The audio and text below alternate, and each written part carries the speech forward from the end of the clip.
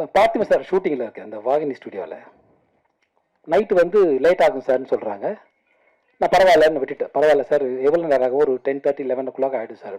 சரி பரவாயில்ல, 11:30 ஆனாலும் பரவாயில்ல. ஒரு நாள் திடீர்னு வந்து ஒரு அசிஸ்டன்ட் வந்து, சார் உங்களுக்கு முடிஞ்சுது சார் அப்படின்றார். முடிஞ்சுது அப்படின்னு 8:30 மணி இருக்கும், 9 மணி இருக்கும்.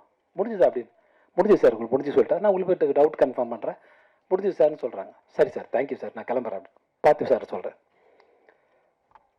பாய் சொல்லிட்டு வீட்டுக்கு வரேன். திரும்ப ஒரு அசிஸ்டன்ட் ஓடி வர்றார்.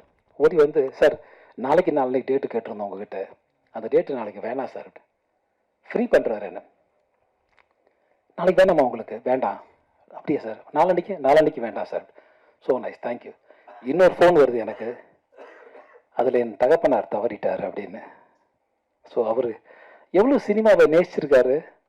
அவருடைய சாவுக்கு நான் போகணுன்றதுக்காக எனக்கு 2 hours முன்னாடியே என்னை வந்து சினிமாவிலேருந்து என்னை வந்து ரிலீவ் பண்ணிவிட்டு 2 daysக்கு அவர் டெட் பாடி கூட இருக்கணுன்றதுக்காக 2 daysக்கு எனக்கு ஷூட்டிங்கே என்னை விட்டுட்டு என்னை விட அதிகமாக நேசித்தவர் என்னுடைய தகப்பனார் என்று எனக்கு தெரிகிறது.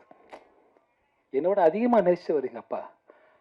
இவன் இருந்தால் இந்த இந்த திரையுலகம் நன்றா நான் இன்றைக்கு நடிகராக நிற்கிறேன் என்று சொன்னால் அதற்கு அப்புறம் ஒரு காரணம். இதெல்லாம் வந்து அன்றைக்கி நைட் பௌர்ணமி தான். அந்த பௌர்ணமி விழா நடக்குது, இந்த பாமக விழா நடக்குது. அந்த விழாக்கு நான் போயிட்டுருக்கேன். அந்த விழா தாண்டி தான் மகாபலிபுரம் வழியாக இந்த பக்கம் போனால் ஈஸியாக போயிடலாம். ஸோ நான் வீட்டுக்கு போய் தான் கிளம்பி போகிறேன். அப்போ எங்கள் தகப்பனாரோட டெட் பாடியை பார்க்குறேன். பார்த்துட்டு நான் சொன்ன ஒரே விஷயம், உங்கள் கூட இருக்குன்றதுக்காக ஷூட்டிங்கெல்லாம் எனக்கு ஃப்ரீ பண்ணிங்களாப்பா அப்படின்னு கேட்டேன் என் தகப்பனார்கிட்ட.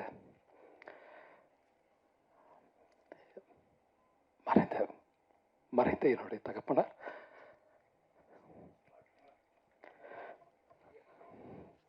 தேங்க்யூ அப்பா. இதெல்லாம் வந்து யாரும் சொல்ல மாட்டாங்க. இது ஒரு பெரிய நடிகராக இருந்தால் பெரிய விஷயமா மாறும். இன்னைக்கு ஆர்கே செல்லுமணி சார் சொன்ன மாதிரி ஒரு சராசரி நடிகன் இன்னைக்கு எங்களை முடிவு பண்ணுறது, என்ன முடிவு பண்ணுறது குறிப்பாக சொல்லலாம். எனக்கு போட்டியே இல்லைன்னு நினைக்கிறீங்க நீங்கள். இந்த படம் பார்த்தீங்களா, இந்த மெட்ராஸ் மாஃபியா கம்பெனி, இந்த இடத்துக்கு என்னை தள்ளிவிட்டது யாருன்னு நினைக்கிறீங்க? முதுகு பூரா காயம் சார், ரத்தம், வடுக்கல். என்னை குத்தி குத்தி குத்தி கொலை பண்ணிட்டாங்க. என்னை வந்து ஒரு படம் வீட்டுக்கு வந்து பேசுவாங்க, பேசிட்டு போவாங்க, அந்த படம் வந்து மிஸ் ஆகும். ஏதோ ஒரு காரணம் இருக்கும். யார் காரணம் என்று சொன்னால் அந்த படத்தோடைய கதாநாயகனாக இருக்கலாம், யாரோ ஒருத்தங்க இருக்கலாம். அவங்க முடிவு பண்ணுவாங்க, இந்த கேரக்டருக்கு இவர் இருந்தால் கரெக்டாக இருக்கும், வேற யாராவது வேணாம்.